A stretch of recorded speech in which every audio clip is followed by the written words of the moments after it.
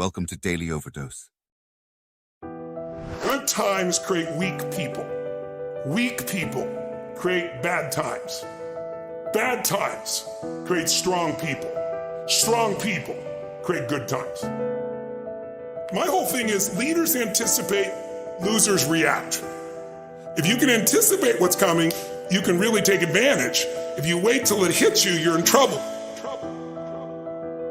The biggest problem people have is they think they're not supposed to have any. Problems are the fuel for growth. It's like if you don't have any problems, you're either a liar or you might call them challenges. It feels better. I understand that. Anybody who doesn't have problems is either totally asleep at the wheel or they don't have much of any kind of a life. But then there's fulfillment. And fulfillment is living what you're made for. Is it a lack of confidence?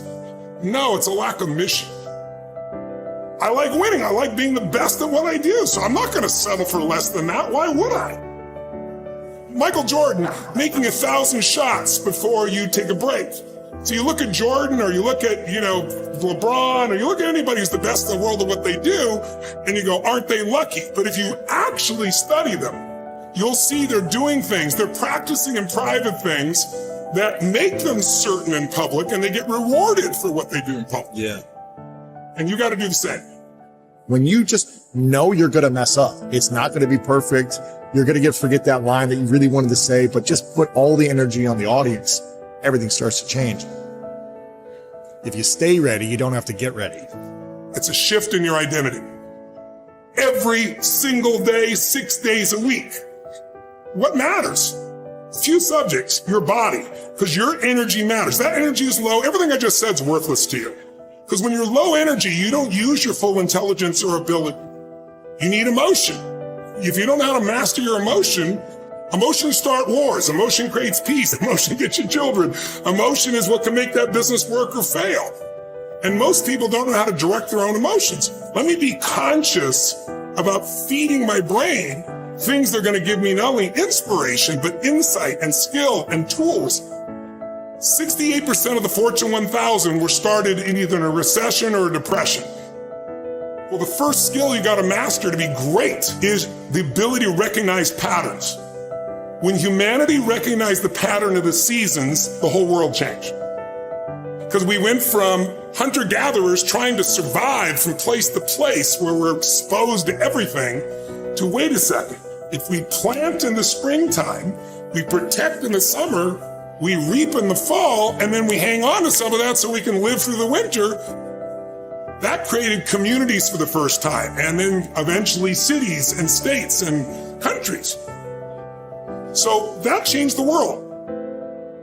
What will change a person's life is when you realize there's also a set of seasons in your own life.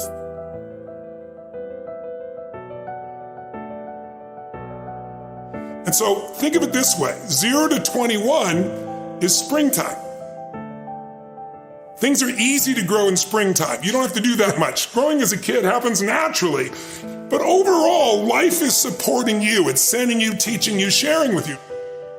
Now, when you get from 21 to 41 or 22 to 42, whatever range you want to talk about, you now are in the real world. And now you go test what you learned in your springtime. So you start to learn, test, figure out what's real. It's an important stage of life. 42, 43 to 62, 63 is the power of your life. If you worked hard in the spring and the summer and you put yourself out there and you planted, it's a reaping time. It's a time when you really become a leader. And then if you're lucky, you go from 63 to 83 and maybe 83 to 103, and you have an extended final season of your life where you get to be the mentor, you get to share. You get to make a difference. And maybe towards the end of your life, people look out for you again after you looked out for everybody else. That's kind of the cycle of life. What if you're born in 1910? World War I ends, the world looks like it's a great place, new technology, cars, radio, and then what happens? An explosion of abundance, the roaring 20s. And so you're a kid, you're 14, 15 years old, and you're like, I can't wait to get a car, to go. But what happened when that person hit the next stage of life at 19, 20, 21 years old? As they came of age, it's 1929. And suddenly, people are jumping out of buildings, total depression, dust bowl, nobody's got jobs. It looks horrific, and it was horrific. But did they get a break? No, when they turned 29, it's 1939. It looked like the whole world was going to end. Hitler was sweeping across Europe, bombing London. It literally looked like the world as we know it was over. This is what gives me great optimism for everyone watching here. Winter's not forever. No pandemic lives forever. Everything changes and everything ends. And the good news about winter is it's always followed by springtime. What follows the night? The daytime. What a cool way to set it up if you were God or the universe. The first thing I do every single morning is I go in freezing cold water. And when you jump in, it never feels good to go in, but getting out, you feel incredible. But I do it for a different reason. I do it to train my brain to say, when I say now, it means now. When I say go, we go. I don't stand there because it's cold and go maybe in a minute when I'm ready.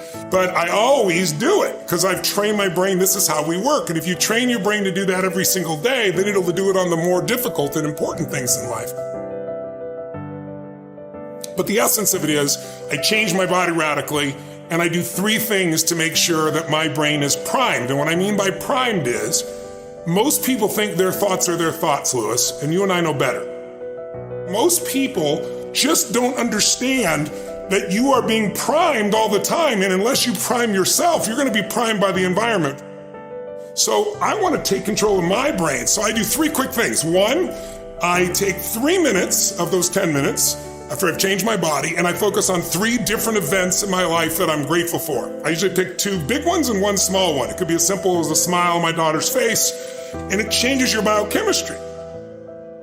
Then real fast, I do this 3-minute process that's kind of like a blessing, and then 3 minutes, the last 3 minutes are called 3 to Thrive, where I focus on 3 things I want to accomplish, but instead of thinking I want to accomplish, I see, feel, and experience it as done. I feel grateful, I celebrate it, and it trains your brain. So in 10 minutes, I'm done. 3rd thing that I'll do, I immediately send a message or a text or an audio message to somebody as a sincere compliment. And I don't go, dude, great job, or wow, you're cool. I say, listen, I saw you on Tuesday with those kids, and I saw you take that extra 20 minutes no one else did. And I just want you to know, I saw that, I thought that was incredible. So I'm always very specific so they know it's not just some positive thinking bullshit call, it's sincerely doing it. It makes me constantly look for the good in the people I work with. 4th thing I do is whatever I don't want to do, the most challenging part of the day. What's a story we all love? It's the comeback story. It's the comeback, it's the Rocky, it's that music where all of a sudden you step back up and you take control and rock. Good times create weak people. Weak people create bad times. Bad times create strong people. Strong people create good times. Success without fulfillment is the ultimate failure. Like, success is getting what you want. Fulfillment is living what you're made for. Fulfillment and success, they're not even in the same universe. People ask me all the time, what does it take to be happy? And I always tell them it's really simple. 1 word, progress. Progress equals happiness. If you keep growing, you're going to feel alive. And if you keep growing, you're going to have more to give. It doesn't matter how many statues, Oscars they give you, or Emmys, or how much money you have in the bank. We've all seen people have all those things, and I get the phone call because they're depressed, or somebody commits suicide in that area. It's really an inner game, and I think that's what's missing for us today. Everybody's focusing on the outside world, and how there's a lot of things in the outside world you'll never be able to control. You can influence, but you can't control it. This, your mind, your emotions, your body, you have 100% control over what you do with these things, and that's where the game is won. Win the inner game, then you win the outer game. But a lot of people spent their life trying to win the outer game, they won and they're miserable. Someone can tell you your whole life you're a piece of crap, but you can say, screw you, read between the lines and make your life work. Someone can tell you your whole life you're beautiful, you're intelligent, you're the smartest person in the world, and you don't believe it. Because self-esteem doesn't come from what people say about you. Self-esteem is earned within yourself. It's esteem for yourself, which only comes by doing things that are incredibly difficult, and then your brain goes, this is who I am. You really got to figure out what you're made for, and nobody knows in the beginning. So you start where you are and you do what's in front of you, do what's next, and you keep growing until you start to discover, hey, this is my real passion. So identity is the number one thing I work to change with people, to expand it. Expand your own sense of who you really are and what you're capable of. And the mindset has to be destroy any limitation and move forward, move forward, move forward. I think passion is the genesis of genius. If you've got enough passion, you're going to find answers nobody else does. But most people run out of fuel, meaning they get tired, they get exhausted, they get burnt out, they get the law of familiarity. They're around something so much they take it a little bit for granted. And I've managed to see something in myself that I found in every great leader that I've ever respected, and that is I value intelligence immensely, but I know really smart people can't fight their way out of a paper bag pragmatically, right? What I see as the one common denominator of people that are successful over a lifetime is the sustained hunger. Hunger is the number one factor. You need to be good at pattern recognition, and that's what gets somebody strong at anything. I mean, you look at, why is Amazon doing so well? He realized one pattern was valued over anything else, convenience, right? If you look at Tom Brady, a friend of mine, he's got pattern recognition like nobody else at 43 years old. He's able to do things no one dreamed could be done. He's got more Super Bowl rings than any team. See, what do they see that none of us see? What's the pattern? Then you gotta learn pattern utilization. It's one thing to see it, it's another thing to use it. And then if you're good after a while, you get to pattern creation. It's like if you learn to play the piano, most people play other people's music, and then there's a point you've learned so much that you're able to create. It really comes down to anyone can learn anything if it's important enough to you. So it's like my drive is not just for me. That wouldn't be enough because it's easy to meet your own needs. It's not that difficult. But if you can find something that you care about more than yourself, your daughter, your son, your family, your business, your mission, your community, whatever it is, that's really the secret to energy and vitality and strength and really learning. One of the things I want to do with people during this challenge is take things that seem so complex and make them so simple so you do it. Get it really simple, things you can do right now to change your life. You can go to experience it that day, and then you get momentum. Day 1, day 2, day 3, day 4, and all of a sudden now what used to be hard to do is easy to do. And I think for anyone, you got to understand anyone can learn anything if you can just break it down to its simple core, and that's what I try to do most. And I'm just not willing to settle for a life without passion and aliveness. That's just like there's so much to learn, there's so much to grow, there's so much to give, and I'm wired to grow and give. And I think anybody who gets wired to grow and give is going to have a really fulfilling life. It doesn't matter what you choose to do, you're going to be alive. A year ago, people thought we were coming out of, we got vaccines now, and we're coming out of COVID, and it's going to be all over now. People are excited. But now, after going through 2 years of this, there's a lot of people now that no longer have a compelling future. Like, people talking about New Year's resolutions. Most people don't even have one. Because it's like, they never followed through anyway, right? But at least they had something to look forward to. They're starting to get into learned helplessness. Learned helplessness is when something is so bad over and over again, you start thinking the problem's permanent. No problem is permanent. Or you start thinking the problem's pervasive because I haven't handled my finances, my whole world's over. Or because my relationship's bad, my whole world's over. Your life is bigger than that. My goal right now is to shake that up for people. People need a new perspective, and you can't do it by just sitting and thinking. You gotta move your body, you gotta change your energy and your focus. But if I get you into a higher state of being, mentally, emotionally, physically, then all of a sudden you start remembering who you are and you start coming up with answers that you never even thought were possible before.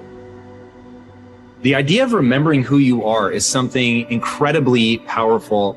There was a Batman cartoon where he gets amnesia and he gets put in like a camp, basically, a work camp, and he can't get out. And he feels stuck and weak and, afraid.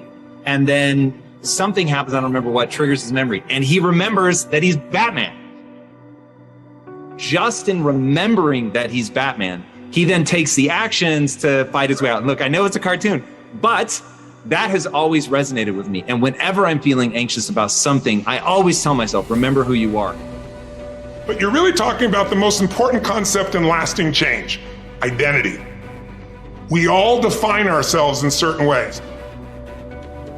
So you start where you are and you do what's in front of you, do what's next, then you keep growing until you start to discover, hey, this is my real passion. And it can change. People go for 5, 6, 7 years and then they usually question their business, their career, their body, their relationships. And then one of two things happens. They change direction and feel renewed, or they go, no, I got a great deal here. What the hell's wrong with me? And they recommit and they get stronger. But that's life. And if you don't grow, I don't give a damn how much you got going for you, you're going to be miserable. I think as early on, I realized that, one of the things you have to understand about life is everything changes and everything ends. And that kind of sounds heavy on the front end, but it's a truth. If everything changes and everything ends, number one, it should make you appreciate what you have right now. And then my view is what's next is always better. If I make it so, it's my job to make it so. And I think that's how we have to navigate. But most of us have been conditioned not to take a risk. People ask me all the time, what does it take to be happy? And I always tell them it's really simple. One word, progress. Thank you for watching our videos. Please like and subscribe to our channel so you won't miss another video.